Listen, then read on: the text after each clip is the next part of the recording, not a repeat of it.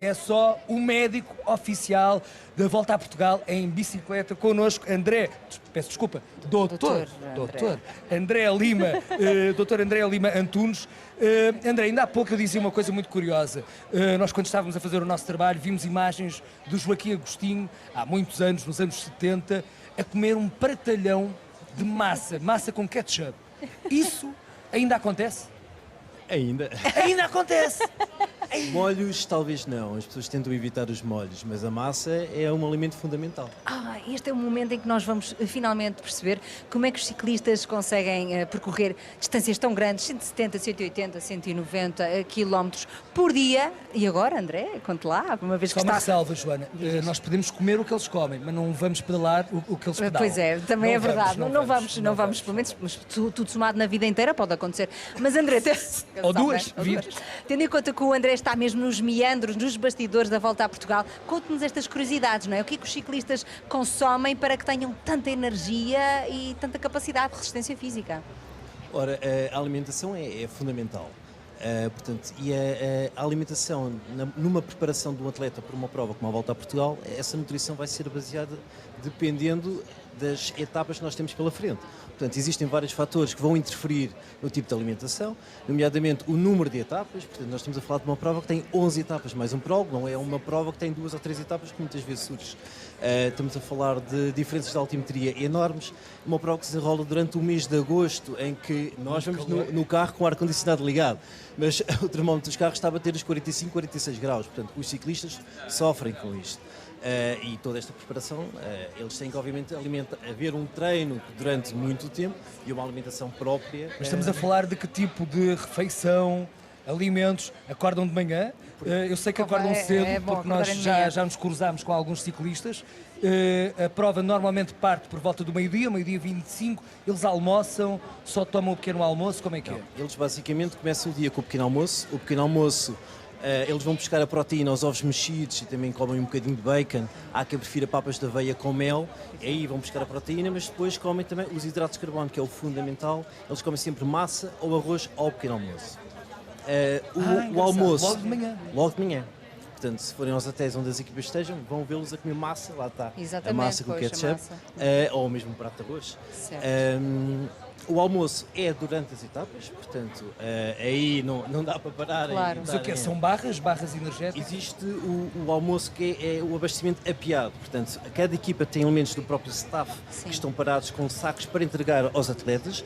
No staff o almoço tem, por exemplo, incluído os pastéis de arroz ou de massa que vão ao frigorífico. É adicionado um bocadinho de...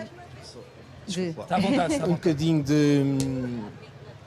A água também é importante. Também está cansado. Já estive a trabalhar de manhã. Pois, claro. Ainda temos aí. Mas, basicamente, eles têm também esses pastéis de arroz e de massa. Metem sal para tentar repor. Eu não sei se vocês já repararam na televisão, muitas vezes os equipamentos deles estão todos manchados com sal que vão perdendo. Ou seja, aqueles são... Só o microfone. Uns pastéisinhos de, peço desculpa, de massa ou arroz que vão ao frio para ficarem mais condensados. Têm sal no seu interior para repor então os sais. Tem também o que levam é também à base de géis sem cafeína e com cafeína. Basicamente no início das etapas eles costumam comer, pôr um gel inicialmente sem cafeína e durante e mais no final da etapa com cafeína. A cafeína é o suplemento nutritivo com maior evidência na literatura científica que melhora a performance desportiva. Por exemplo, daí eles colocarem a cafeína nos géis. Depois... e isto também não tomam sempre com cafeína, que é para evitar a dessensibilização dos receptores da cafeína e que excesso de café depois não vai fazer o efeito pretendido. E a água, doutor André? A água perdem imensa, não é? Imensa água. Portanto, só para ter noção, as geleiras dos carros desportivos vão sempre cheias de bidões, cada bidão é de meio litro. Os ciclistas bebem entre 8 a 10 bidões por etapa. Portanto, estamos a falar de 4 a 5 litros de líquidos que ingerem. Não só água, mas também de sais ou de malte. Que ingerem e que perdem. Exatamente. Exatamente. Impressionante. É o desporto mais exigente que eu conheço. É, não é? Não, Na faz minha impressão opinião. ver os ciclistas a subirem o Monte Farinha, vai ser a penúltima etapa, não é impressionante, é comovente, é Chega a ser, doloroso. sim. É um doloroso. sofrimento. E eles terminam 17h30, 18 horas no máximo, e depois descansam, têm de fazer algum tipo de exercício para recuperar, jantam. Depois têm logo, por exemplo, onde reparar um elemento do staff de cada equipa para dar um batido recuperador com proteína, que é para repor logo de imediato, fazem essa Deve ser ingestão dos algo batidos. semelhante ao Obelix.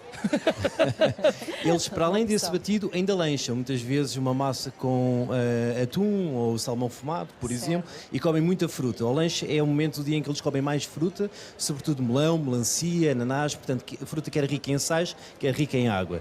E depois o jantar é novamente hidratos de carbono com proteína. Portanto, estamos a falar de massa. Normalmente é mais arroz ao jantar e massa ao pequeno almoço. Normalmente carnes brancas, portanto, o peru, o pato, a galinha, o frango. Muito bem. De vez em quando também introduz-se uma carne vermelha, mas sobretudo carnes magras. Sim. André, nós iniciámos a nossa emissão hoje a dizer que era dia de descanso, com os 128 ciclistas hoje iam ter assim um dia para estarem sossegadinhos, mas não, e eles mesmo no dia de descanso têm que pedalar 100 km. Porquê é que verdade. isso acontece? Não, isto basicamente é para o corpo também não se habituar. Claro. E, portanto, até há ciclistas que após o dia de descanso não reagem tão bem. Portanto, não tiveram aquele dia com aquela exigência de uma prova desportiva e, portanto, eles obrigam-se a si próprios de fazer um treino. Mas para... a fadiga muscular, como é que ou seja, eles já... Eles todos os dias são também massajados. Pois bem. Portanto, têm massagistas próprios nas equipas para acelerar a recuperação. Claro. E depois as horas de sono é fundamental. É fundamental descansar bem, repousar bem para a recuperação muscular ser da melhor maneira. Muito bem, doutor André, mesmo só rápido que eu tenho esta curiosidade. Já assistiu a algum ciclista a algo mais grave? Já, por já temos tido algum trabalho nesta volta a Portugal. Houve uma Até queda hoje, já? na prova amadora, também houve uma queda com fratura da clavícula. E também na etapa que ligou Badajoz à minha cidade natal, Castelo Branco. Ah, é Albicastrense! Eu sou albicastrense, é verdade. Houve um ciclista que caiu, não foi? Dois.